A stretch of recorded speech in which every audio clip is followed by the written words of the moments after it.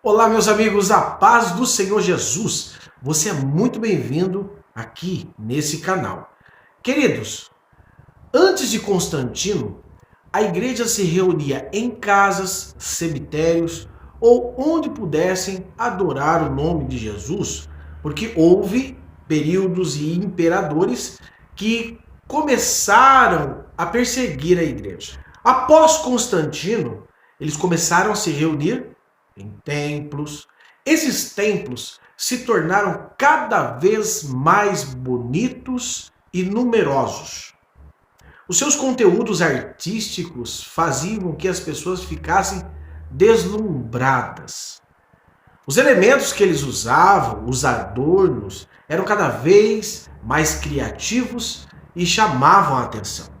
Porém, lá por meados da Idade Média, eles começaram a usar para construir os seus adornos alguns materiais e elementos meio que macabros.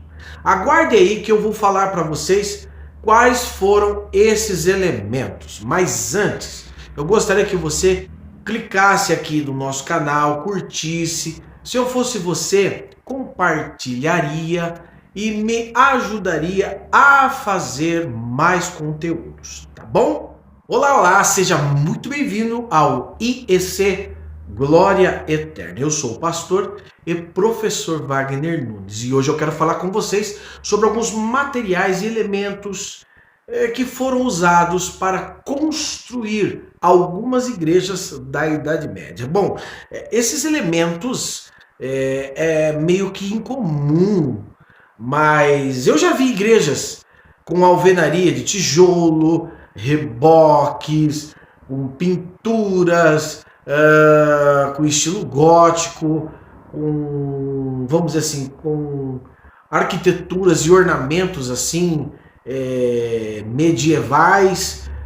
Já vi até igrejas de barro, de sapé e do estilo barroco, mas igrejas construídas com ossos humanos é uma coisa bem anormal, não é verdade? Pois é, queridos. Existem algumas igrejas que foram adornadas com os restos mortais de algumas pessoas. Sim, principalmente lá na Europa feudal, no período medieval, nós temos algumas igrejas que foram sendo construídas com ossos de mortos. Bom, gente, as teorias são diversas. Alguns dizem que são ossos de pessoas que estavam morrendo depois da peste negra e não tinham locais para enterrá-las, e assim começaram a pegar os seus restos mortais, os seus ossos e adornar as igrejas. Outros dizem que são de soldados católicos que lutaram, e tem outra teoria que eu acredito que seja mais plausível, né? No espírito chamado de Contra-Reforma, que foi um dogma instituído pela Igreja Católica para combater o protestantismo depois do ano 1517, né?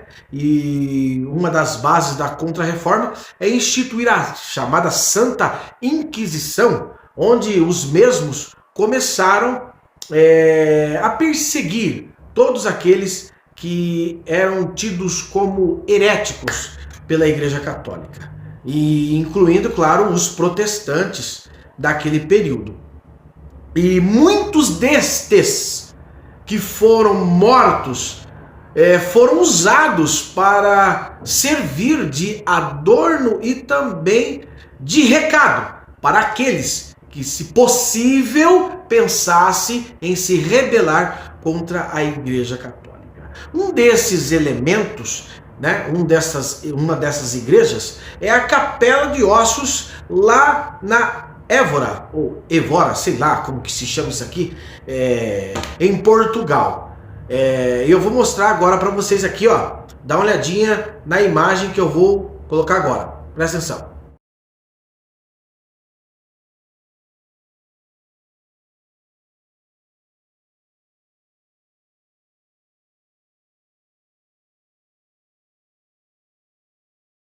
acabaram de ver aí. Gente, esses ossos, alguns também dizem que são de monges.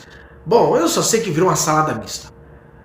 Mas isso mostra um pouco, como chamam alguns historiadores, né, daquela época, lá do século XVII, alguns chamam isso do espírito da Contra-Reforma, que nos mostra um pouco daqueles pensamentos medievais que levaram, obviamente, à morte de muitas pessoas, não só protestantes, como bruxas, ateus, né? E aqueles que, enfim, não crescem nos dogmas papais e no cristianismo representado pelos católicos romanos daquela época. E isso mostra também as atrocidades feitas em nome de Deus.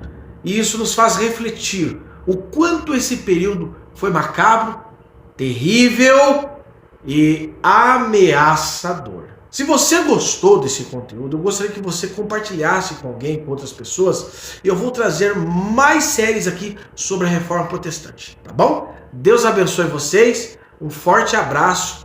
Você que gosta de história da igreja, fale comigo mesmo, porque nós vamos trazer mais vídeos aqui esclarecedores.